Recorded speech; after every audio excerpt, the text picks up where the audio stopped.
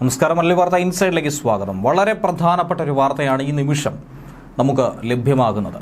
ഇനി എന്തായിരുന്നാലും പാകിസ്ഥാനിൽ നിന്ന് ലഭിക്കുന്നു എന്ന് പറയാനായി സാധിക്കില്ല. പകരം അവിടെ ബലൂചിസ്ഥാൻ എന്ന പുതിയൊരു രാഷ്ട്രം ഉദയം കൊള്ളുന്നുവെന്ന സൂചനകളാണ് കിട്ടുന്നത്. പാകിസ്ഥാനെ സംബന്ധിച്ച് ഏറ്റവും വലിയ തിരിച്ചടി, സ്വാതന്ത്ര്യം, ആ രാജ്യം രൂപീകൃതമായതിനു ശേഷം ഉണ്ടാകുന്ന ഏറ്റവും വലിയ തകർച്ചയിലേക്ക് കൂപ്പുകുത്തുന്നു. ഇന്ത്യക്കെതിരെ യുദ്ധത്തിന് കോപ്പ് കൂട്ടിക്കൊണ്ടിരിക്കുന്ന പാകിസ്ഥാന് ഇതിലും വലിയ തിരിച്ചടി കിട്ടാനില്ല. ആഭ്യന്തരമായിട്ടുള്ള കനത്ത തിരിച്ചടിയാണ് ഏറ്റുവാങ്ങിക്കൊണ്ടിരിക്കുന്നത്. ഇന്ത്യയും പാകിസ്ഥാനും തമ്മിലുള്ള സംഘർഷം യുദ്ധസമാന സാഹചര്യത്തിലേക്ക്, ഏറ്റവും ഒടുവിൽ യുദ്ധം തന്നെ പൊട്ടിപ്പുറപ്പെടുമെന്ന് കരുതിയ ഘട്ടത്തിലാണ് ഇപ്പോൾ ബലൂചിസ്ഥാൻ ലിബറേഷൻ ആർമി പാകിസ്ഥാനിലെ പ്രധാനപ്പെട്ട പല പ്രവിശ്യകളും മേഖലകളും കൊറ്റ പിടിച്ചെടുത്തുകൊണ്ട് മുന്നോട്ട് നീങ്ങിക്കൊണ്ടിരിക്കുന്നത്. ബലൂചിസ്ഥാൻ എന്ന അവരുടെ ചിരകാല സ്വപ്നം അത് സാക്ഷാത്കരിക്കുന്നുവെന്നാണ് ബലൂജ് വക്താക്കൾ ഇതിനോടകം തന്നെ വ്യക്തമാക്കുന്നത്. അതിൽ ശ്രദ്ധേയമായിട്ടുള്ള ഒരു വിഷയം, UN-ന് ബലൂജ് പ്രവർത്തകരുടെ കത്ത് എത്തിച്ചേർന്നിരിക്കുന്നു. തങ്ങളെ ഒരു രാഷ്ട്രമായി അംഗീകരിക്കണം, തങ്ങൾക്ക് വേണ്ട സൈനിക സാമ്പത്തിക സഹായങ്ങൾ നൽകാനായിട്ടുള്ള തയ്യാറെടുപ്പുകൾ നടത്തുക. ദില്ലിയിലടക്കം എംബസി തുറക്കാൻ ആവശ്യപ്പെട്ടുകൊണ്ട് തന്നെയാണ് അഭ്യർത്ഥന മുന്നോട്ട് വന്നിരിക്കുന്നത്.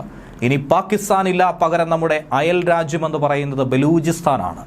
പാക് ഒക്കുപ്പൈഡ് കശ്മീർ POK പിടിച്ചെടുക്കാനായി ഇന്ത്യൻ സൈന്യം ഉടൻ തന്നെ അങ്ങോട്ടേക്ക് കുതിക്കുമെന്ന അഭ്യൂഹങ്ങൾ നേരത്തെ തന്നെ പറഞ്ഞിട്ടുണ്ടായിരുന്നു. അതിന് കൂടുതൽ ബലം പകരുന്നതാണ് ഈ വിഷയം.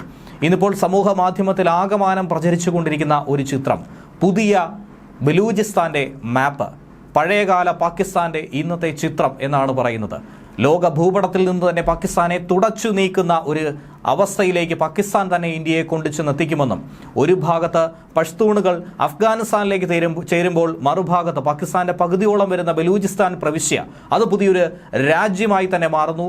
ഇപ്പുറത്ത് പഞ്ചാബ് പ്രവിശ്യ സ്വതന്ത്രമായി നിൽക്കുന്നു, അപ്പുറത്തായി സിന്ധ് പ്രവിശ്യ സ്വതന്ത്രമായി നിൽക്കുന്നു. അത് ഇന്ത്യക്ക് കൈയാളാനോ ബലൂചിസ്ഥാനിലേക്ക് ചേർക്കപ്പെടാനോ ഉള്ള സാധ്യതകൾ അവിടെ ഉണ്ടാക്കുന്നു. അപ്പോൾ ഇനിയുള്ള പാകിസ്ഥാൻ എന്ന് പറയാൻ പോലും സാധിക്കാത്ത അവസ്ഥയിലേക്ക് പോകുന്നു. പാകിസ്ഥാൻ പ്രധാനമന്ത്രി പാതാളക്കുഴിയിൽ ഒളിച്ചിരിക്കുന്നു.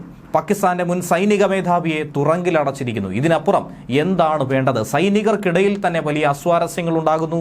കൂട്ടമായി തന്നെ വിരണ്ടോടുന്ന കാഴ്ചയും കാണാനായി സാധിക്കുന്നു എന്നുള്ളതാണ് യാഥാർത്ഥ്യം.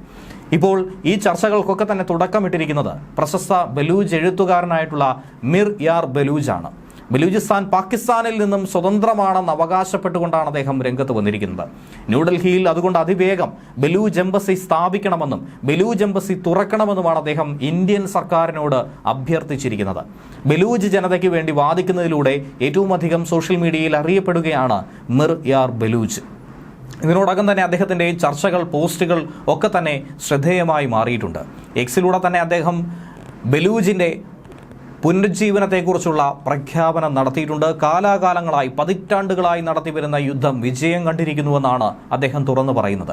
ബലൂചിസ്ഥാനിലേക്ക് ഉടൻ തന്നെ ഐക്യരാഷ്ട്രസഭയോട് സമാധാന സേനയെ അയക്കണമെന്നാണ് അദ്ദേഹം ആവശ്യപ്പെട്ടിരിക്കുന്നത്. പാകിസ്ഥാൻ സൈന്യം ഈ മേഖല വിട്ടുപോകാൻ ആവശ്യപ്പെടുകയും ചെയ്തു കഴിഞ്ഞു. ഇന്ത്യയും പാകിസ്ഥാനും തമ്മിലുള്ള അതിശക്തമായ ഏറ്റുമുട്ടലിനിടയിൽ തന്നെയാണ് ഈ പ്രസ്താവന പുറത്തു വന്നത്. ആ പ്രസ്താവനയുടെ പൂർണ്ണ രൂപം അതിങ്ങനെയാണ്: ഞങ്ങൾ ഞങ്ങളുടെ സ്വാതന്ത്ര്യം അവകാശപ്പെട്ടു, അത് ആവശ്യപ്പെട്ടു, അത് നേടിയെടുത്തു. അതിനു വേണ്ടിയിട്ടുള്ള അതിശക്തമായ പോരാട്ടമാണ് ഇക്കാലയളവിൽ നടത്തിയിട്ടുള്ളത്. കഴിഞ്ഞ കുറേ ദിവസങ്ങളിൽ പാകിസ്ഥാൻ സൈനികരെ കൊലപ്പെടുത്തിയും ജാഫർ എക്സ്പ്രസ് അടക്കം തട്ടിയെടുത്തുകൊണ്ടും ബലൂജ് ലിബറേഷൻ ആർമി നടത്തിയ പോരാട്ടം നമുക്കറിയാവുന്നതാണ്. എന്നാൽ കഴിഞ്ഞ ദിവസം 100-ലധികം പാകിസ്ഥാനിൽ ഉൾപ്പെട്ട വാതക കിണറുകളെ തന്നെയാണ് ബലൂജ് ലിബറേഷൻ ആർമി ലക്ഷ്യം വെച്ചത്. ദേരാബുഗ്ലിയിലെ പാകിസ്ഥാനിലെ വാതക പാടങ്ങളൊക്കെ തന്നെ ബലൂജ് സ്വാതന്ത്ര്യ സമര സേനാനികൾ ആക്രമിച്ചുവെന്നാണ് മിർ യാർ ബലൂജ് അവകാശപ്പെട്ടിരിക്കുന്നത്. 100 കണക്കിന് എണ്ണപ്പാടങ്ങളെ കത്തിച്ചുകൊണ്ടും അവ പിടിച്ചെടുത്തുകൊണ്ടും തന്നെയാണ് പാകിസ്ഥാനെതിരായിട്ടുള്ള പടയോട്ടം നടത്തിയിരിക്കുന്നത്. ISIയെയും അതുപോലെ തന്നെ പാകിസ്ഥാൻ സൈനികരെയും ഒക്കെ ഭയപ്പെടുത്തിയാണ് ബലൂജ് ആർമി ഇപ്പോൾ തല ഉയർത്തിപ്പിടിച്ചു നിൽക്കുന്നത്. ഭീകരവാദ പാകിസ്ഥാന്റെ തകർച്ച അത് അടുത്തിരിക്കുന്നുവെന്നും സാധ്യമായൊരു പ്രഖ്യാപനം അതുകൊണ്ട് UN നടത്തണമെന്നുമാണ് ആവശ്യപ്പെട്ടിരിക്കുന്നത്. ഞങ്ങളുടെ സ്വാതന്ത്ര്യം ഞങ്ങൾ പ്രഖ്യാപിക്കുന്നു. ബലൂചിസ്ഥാന്റെ ഔദ്യോഗിക ഓഫീസ് ഡൽഹിയിൽ ആരംഭിക്കാനും എംബസി അനുവദിക്കാനുമായി ഇന്ത്യൻ സർക്കാരിനോടുള്ള അഭ്യർത്ഥന ഇതോടൊപ്പം തന്നെ അദ്ദേഹം എഴുതി അയച്ചിട്ടുണ്ട്. ട്വിറ്റർ പോസ്റ്റിലൂടെ തന്നെയാണ് അദ്ദേഹം, എക്സ് ഹാൻഡിലൂടെ തന്നെയാണ് അദ്ദേഹം അത് തുറന്നു പറഞ്ഞിരിക്കുന്നത്. അന്താരാഷ്ട്ര പിന്തുണ അഭ്യർത്ഥിച്ചുകൊണ്ട് അദ്ദേഹം ഡെമോക്രാറ്റിക് റിപ്പബ്ലിക് ഓഫ് ബലൂചിസ്ഥാന്റെ സ്വാതന്ത്ര്യം അംഗീകരിക്കാനും ഇതിന്റെ അംഗീകാരത്തിന് വേണ്ടി നിങ്ങളേവരുടെയും പിന്തുണ വേണമെന്നുമാണ് ആവശ്യപ്പെട്ടിരിക്കുന്നത്. UN അംഗങ്ങളുടെ ഒരു യോഗം അടിയന്തരമായി തന്നെ വിളിച്ചു ചേർക്കാനായി ഐക്യരാഷ്ട്രസഭയോട് ആവശ്യപ്പെട്ട് കഴിഞ്ഞു. അതിൽ പ്രധാനപ്പെട്ട ചില കാര്യങ്ങളുണ്ട്. കോടാനുകോടി ഫണ്ടാണ് ഇനി പുറത്തിറക്കേണ്ടതായിട്ട് വരുന്നത്. കാരണം കറൻസി, പാസ്പോർട്ട് അച്ചടിക്കൽ എന്നിവയ്ക്കായി പണം ആവശ്യമായി വരുമെന്നും അദ്ദേഹം പറയുന്നു. ബലൂചിസ്ഥാനിലേക്ക് സമാധാന സേനാംഗങ്ങളെ ഉടൻ അയച്ചുകൊണ്ട് ഇവിടുത്തെ സാഹചര്യം മെച്ചപ്പെടുത്താനായി ശ്രമിക്കണം. നല്ലൊരു ഭരണകൂടം കെട്ടിപ്പടുക്കാനായി തങ്ങൾക്കൊപ്പം നിലകൊള്ളണമെന്നും ഐക്യരാഷ്ട്രസഭയോട് ബലൂചിസ്ഥാൻ ആവശ്യപ്പെടുന്നുണ്ട്. ബലൂചിസ്ഥാനിലേക്ക് സമാധാന സേനയെ അയക്കുന്നതിലൂടെ അധിനിവേശ സൈന്യത്തെ പുറത്താക്കാൻ ബലൂചിസ്ഥാൻ മേഖലകളിൽ കടന്നുകയറിയിരിക്കുന്ന പ്രത്യേകിച്ചും കരമേഖല, വ്യോമാതിർത്തി, കടൽ മേഖല എന്നിവയൊക്കെ തന്നെ പാക് സൈന്യം ഒഴിയണമെന്നും ബലൂചിസ്ഥാനിലെ എല്ലാ ആയുധങ്ങളും സ്വത്തുക്കളും ഉപേക്ഷിക്കണമെന്നും ഞങ്ങൾ ഐക്യരാഷ്ട്രസഭയോട് അഭ്യർത്ഥിക്കുന്നു. അത് പാകിസ്ഥാൻ സൈനികർക്ക് മുന്നിലും പാകിസ്ഥാൻ ഭരണാധികാരികൾക്ക് മുന്നിലും അവതരിപ്പിക്കണമെന്നാണ് ആവശ്യപ്പെടുന്നത്. സൈന്യം, അതിർത്തി സേന, പോലീസ്, സൈനിക ഇന്റലിജൻസ്, ISI, സിവിൽ അഡ്മിനിസ്ട്രേഷൻ എന്നിവയിലെ എല്ലാ ബലൂചിതര ഉദ്യോഗസ്ഥരും ബലൂചികളല്ലാത്തവരൊക്കെ തന്നെ ഉടൻ തന്നെ ബലൂചിസ്ഥാൻ വിട്ടുപോകണമെന്നാണ് കട്ടായം പറഞ്ഞിരിക്കുന്നത്.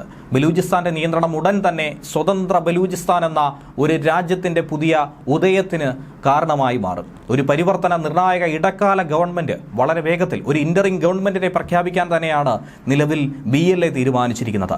അതിലെ മന്ത്രിസഭയിൽ ബലൂജ് സ്ത്രീകളുടെ പ്രാധാന്യം എടുത്തു പറഞ്ഞുകൊണ്ടാണ് പാകിസ്ഥാൻ ഒരു കാലത്തും ദഹിക്കാത്ത ഒരു വലിയ പ്രഖ്യാപനം നടത്തിക്കൊണ്ട് തന്നെയാണ് അദ്ദേഹം മുന്നോട്ട് വരുന്നത്. നമ്മുടെ രാഷ്ട്രത്തോടുള്ള പ്രതിബദ്ധതയുടെ പൂർത്തീകരണം തന്നെയാണ് മന്ത്രിസഭയിലടക്കം സ്ത്രീ പ്രാതിനിധ്യം ഉറപ്പാക്കുന്നത്. ബലൂചിസ്ഥാനിലെ സ്വാതന്ത്ര്യ സർക്കാരിന്റെ സംസ്ഥാന ചടങ്ങ് ഉടനെ തന്നെ നടപ്പിലാക്കാൻ തീരുമാനിക്കുന്നു. നമ്മുടെ സൗഹൃദ രാജ്യങ്ങളിലെ രാഷ്ട്രത്തലവന്മാരെ ദേശീയ പരേഡിന് സാക്ഷ്യം വഹിക്കാൻ ഞങ്ങളെ അനുഗ്രഹിക്കാനായി ഞങ്ങൾ ഉടൻ തന്നെ ക്ഷണിക്കുമെന്നാണ് അദ്ദേഹം പറഞ്ഞിരിക്കുന്നത്. അതുകൂടാതെ തൊട്ടടുത്ത ഒരു സന്ദേശത്തിലൂടെ പാകിസ്ഥാനെ പരിഹസിച്ചുകൊണ്ട് വിരട്ടിക്കൊണ്ട് പറഞ്ഞിരിക്കുന്നു മിർ ബലൂച്ച്, ഹേ നാ പാകിസ്ഥാൻ, നിങ്ങൾക്കൊരു സൈന്യമുണ്ടെങ്കിൽ ഞങ്ങൾക്ക് ബലൂജികൾക്കും ഒരു സൈന്യമുണ്ട്, അത് കാണണമെങ്കിൽ കണ്ടുകൊള്ളൂ എന്ന് പറഞ്ഞുകൊണ്ടാണ് ഒരു വീഡിയോ ദൃശ്യം പങ്കുവെക്കുന്നത്. ബലൂജ് സ്വാതന്ത്ര്യ സമര സേനാനികൾ നടത്തുന്ന ആക്രമണങ്ങൾ പാകിസ്ഥാനെ ഉറക്കമൊഴിയാതെ പാകിസ്ഥാൻ ഉറക്കം നഷ്ടപ്പെടുന്ന രീതിയിലുള്ള ആക്രമണ പരമ്പരകളൊക്കെ തന്നെ കൂട്ടിയോജിപ്പിച്ചിട്ടുള്ള ഒരു വീഡിയോ ദൃശ്യം തന്നെയാണ് പങ്കുവച്ചിട്ടുള്ളത്. എന്തായിരുന്നാലും ബലൂജ് ലിബറേഷൻ ആർമി പാകിസ്ഥാനെതിരെ പോരാട്ടം ശക്തമാക്കിയതോടെ അതിഭീകരമായ ആൾനാശം ഇതിനോടകം തന്നെ സംഭവിച്ചു. പാകിസ്ഥാനിലെ ബലൂചിസ്ഥാൻ പ്രവിശ്യയിലെ ബോലൻ, കെച്ച് മേഖലകളിലുണ്ടായ 2 വ്യത്യസ്ത ആക്രമണങ്ങളിൽ 14ഓളം പാക് സൈനികരായിരുന്നു കഴിഞ്ഞ ദിവസം തന്നെ കൊല്ലപ്പെട്ടത്. അതുതന്നെ പാകിസ്ഥാനെ സംബന്ധിച്ച് നെഞ്ചിടിപ്പ് വർദ്ധിപ്പിക്കുന്ന ഒരു സംഭവമായിരുന്നു. കൃത്യമായ പ്ലാനിങ്ങോടുകൂടി സൈനിക വാഹനത്തിന് നേരെയുണ്ടായ ഈ IED ആക്രമണത്തിൽ 12 പേരും മറ്റൊരു ബോംബ് ആക്രമണത്തിൽ 2 പേരുമാണ് കൊല്ലപ്പെട്ടത്. ആക്രമണങ്ങളുടെ ഉത്തരവാദിത്തം വളരെ വേഗത്തിൽ തന്നെ ബലൂജ് ലിബറേഷൻ ആർമി ഏറ്റെടുക്കുകയും ചെയ്തു. ബോലാനിലെ ഷോർഘട്ടിലാണ് റിമോട്ട് നിയന്ത്രിത ബോംബ് ഉപയോഗിച്ചുകൊണ്ട് സൈനിക വാഹനത്തെ നാമാവശേഷമാക്കി മാറ്റിയത്. ശേഷം ഇതിന്റെ സ്ഫോടന ദൃശ്യങ്ങൾ BLA പകർത്തുകയും സമൂഹ മാധ്യമങ്ങളിൽ പങ്കുവയ്ക്കുകയും special operations commander Tariq Imran, Subedar Umar Farooq ഉൾപ്പെടെ 12 പേർ വാഹനത്തിലുണ്ടായിരുന്നുവെന്ന് വ്യക്തമാക്കുകയും ചെയ്തു. കെച്ചിലെ കുലാക് തിഗ്രാനിൽ പതിവ് പരിശോധനകൾ നടത്താനെത്തിയ ഈ സൈനിക സംഘത്തിന് നേരെയാണ് രണ്ടാമത്തെ സ്ഫോടനം നടത്തിയത്. അതിൽ 2 സൈനികർക്ക് ജീവൻ നഷ്ടമാവുകയും ചെയ്തു. പാകിസ്ഥാൻ സൈനികർ ചൈനയുടെ താൽപര്യപ്രകാരം തങ്ങളുടെ മേഖലയിൽ കടന്നുകയറി പ്രവർത്തിക്കുന്നുവെന്നും തങ്ങളുടെ വിഭവങ്ങളെ ചൂഷണം ചെയ്യുന്നുവെന്നും പറഞ്ഞുകൊണ്ടായിരുന്നു BLA ശക്തമായ രീതിയിൽ ചെറുത്തുനിൽപ്പ് ആരംഭിച്ചത്. ബലൂചിസ്ഥാനിൽ നിന്നും തങ്ങളുടേതായിട്ടുള്ള പ്രകൃതി വിഭവങ്ങളെ ചൂഷണം ചെയ്യുന്ന ഭരണാധികാരികൾ ഈ മേഖലയുടെ വികസനത്തിനായി ഒന്നും തന്നെ ചെയ്യാതെ തങ്ങളെ അടിച്ചമർത്തിക്കൊണ്ടും കൊലപ്പെടുത്തിക്കൊണ്ട് മുന്നോട്ട് നീങ്ങുന്നുവെന്നാണ് BLAയുടെ വിമർശനം. തുടർച്ചയായ ആക്രമണത്തിലൂടെ ഒട്ടനവധി പാകിസ്ഥാൻ സൈനികർക്കാണ് ഈ മേഖലയിൽ ജീവൻ നഷ്ടമായിരിക്കുന്നത്. ശക്തമായി തിരിച്ചടിക്കാൻ തന്നെയാണ് BLA തീരുമാനിച്ചിരിക്കുന്നത്. അതിന്റെ ഉദാഹരണം തന്നെയാണ്, അതിന്റെ തിരികൊളുത്തുന്ന ഒരു സംഭവമായിരുന്നു മാർച്ച് മുതൽ ആരംഭിച്ചിട്ടുണ്ടായിരുന്നത്. മാർച്ചിൽ 400-ലധികം യാത്രക്കാരുമായി പോയ ജാഫർ എക്സ്പ്രസ് എന്ന ട്രെയിനായിരുന്നു BLA പിടിച്ചെടുത്ത് ഇവരെയൊക്കെ തന്നെ ബന്ദികളാക്കിയത്. അതിൽ സൈനികരെയൊക്കെ, സേനാംഗങ്ങളെയൊക്കെ തന്നെ സുരക്ഷാ സംഘത്തെ വെടിവെച്ച് കൊലപ്പെടുത്തുകയും ചെയ്തു. ഇന്ത്യയുമായി സംഘർഷം രൂക്ഷമാകുന്നതിനിടയിൽ പാകിസ്ഥാൻ സൈന്യത്തിന് രാജ്യത്തിനകത്തു നിന്ന് തന്നെ തിരിച്ചടി നേരിടുന്നതാണ് ഏറ്റവും അധികം വെല്ലുവിളിയായി മാറുന്നത്, തലവേദന സൃഷ്ടിക്കുന്നത്. പഹൽഗാമിലെ ഭീകരാക്രമണത്തിന് മറുപടിയായി തന്നെ ഇന്ത്യ ഭീകര കേന്ദ്രങ്ങൾ തകർത്തിരുന്നു. ഇതിന് പുറകെ അതിർത്തിയിൽ പാകിസ്ഥാന്റെ ഷെല്ലാക്രമണം രൂക്ഷമായിട്ടുണ്ട്. കടുത്ത ആക്രമണമുണ്ടായാൽ സംഘർഷം യുദ്ധത്തിന് വഴിവെച്ച് വെച്ചേക്കുമെന്നുള്ള ആശങ്ക അന്താരാഷ്ട്ര സമൂഹത്തിനിടയിൽ ഉയർന്നു കേൾക്കുന്നുണ്ട്. പാകിസ്ഥാൻ പട്ടാളക്കാർക്ക് നേരെ രാജ്യത്തെ പലയിടങ്ങളിലായി BLAയും പല തരത്തിലുള്ള ആക്രമണങ്ങൾ നടത്തിപ്പോരുകയാണ്. ഏപ്രിൽ 15-ാം തീയതി പോലീസ് ട്രക്കിന് നേരെ BLA ഒരു ആക്രമണം നടത്തി. ബോംബാക്രമണമായിരുന്നു. അതിൽ 3 പേർ കൊല്ലപ്പെട്ടു, 19ഓളം പേർക്ക് പരിക്ക് സംഭവിച്ചു. ട്രെയിൻ ഹൈജാക്കിംഗ്, അങ്ങനെ ഇതുവരെയും ഇല്ലാത്ത സംഭവങ്ങളാണ് BLAയുടെ ഭാഗത്തു നിന്നും ഉണ്ടായിക്കൊണ്ടിരിക്കുന്നത്. സമീപകാലത്തായി പാക് സൈന്യത്തിന് നേരെ ഉണ്ടാകുന്ന ആക്രമണങ്ങളുടെയും പാകിസ്ഥാൻ സൈന്യത്തിന്റെ നാശനഷ്ടങ്ങളുടെയും എണ്ണം വർദ്ധിക്കുകയാണ് BLAയുടെ ഭാഗത്തു നിന്നും ഉണ്ടാകുന്നത്. പാകിസ്ഥാന്റെ തെക്ക് പടിഞ്ഞാറ് ഭാഗത്ത് സ്ഥിതി ചെയ്യുന്ന ഒരു പ്രവിശ്യയാണ് ബലൂചിസ്ഥാൻ എന്ന് പറയുന്നത്. ബലൂചിസ്ഥാനെ പാകിസ്ഥാനിൽ നിന്നും വേർപെടുത്തി പ്രത്യേക രാജ്യമാക്കണമെന്ന് വാദിക്കുന്ന സായുധ സംഘടന കൂടിയാണ് BLA. സ്വാതന്ത്ര്യ കാലഘട്ടത്തിൽ തന്നെ പാകിസ്ഥാൻ രൂപീകരണ സമയത്ത് തന്നെ ഇന്ത്യയോട് അടുത്തു നിൽക്കാനായി താല്പര്യം പ്രകടിപ്പിച്ചവർ തന്നെയാണ് ഇപ്പോൾ BLAയുടെ സമൂഹ മാധ്യമ അക്കൗണ്ടുകളിലൂടെ തന്നെ ഇന്ത്യ ആക്രമണം നടത്തുന്നതിനെ പിന്തുണയ്ക്കുക കൂടിയാണ്. പാകിസ്ഥാന്റെ സർവനാശം തന്നെയാണ് BLA അടക്കം സ്വപ്നം കാണുന്നതും. അതുകൊണ്ട് ഇന്ത്യയോട് ചേർന്ന് നിൽക്കുന്ന, ഇന്ത്യക്ക് ഉപദ്രവമില്ലാത്ത ഒരു സംഘടനയായി BLAയും ബലൂചിസ്ഥാനും മാറുമെന്ന് തന്നെയാണ് കരുതുന്നത്.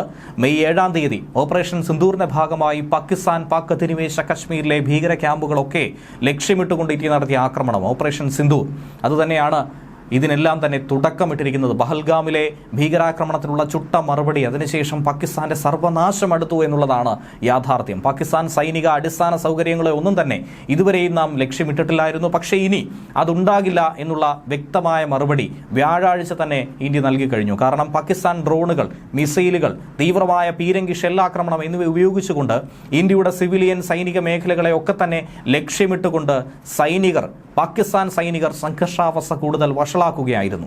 ഇന്ത്യ അതിശക്തമായി തന്നെയാണ് തിരിച്ചു പ്രതികരിച്ചത്. ഡ്രോണുകളും മിസൈലുകളും ഒക്കെ വെടിവെച്ച് വീഴ്ത്തി. പാകിസ്ഥാൻ യുദ്ധവിമാനങ്ങളും ഒരു airborne warning and control system വിമാനവും അവാക്സ് വിമാനവും ഇന്ത്യ വെടിവെച്ചിട്ടു. ഇന്ത്യയുമായിട്ടുള്ള സംഘർഷം വഷളായി മുന്നോട്ട് പോകുന്നതിനിടയിൽ സൈന്യത്തിനകത്തുണ്ടാകുന്ന ഭിന്നത തന്നെയാണ് ചർച്ചയാകുന്നത്. അതിനുള്ള വ്യക്തമായ ഉദാഹരണമായിരുന്നു പാകിസ്ഥാന്റെ ജോയിന്റ് ചീഫ് ഓഫ് സ്റ്റാഫ് കമ്മിറ്റിയുടെ ചെയർമാൻ ജനറൽ സാഹിർ ഷംഷദ് മിർസ സൈനിക മേധാവിയായി ചുമതല ഏറ്റെടുത്തു എന്നുള്ളത്.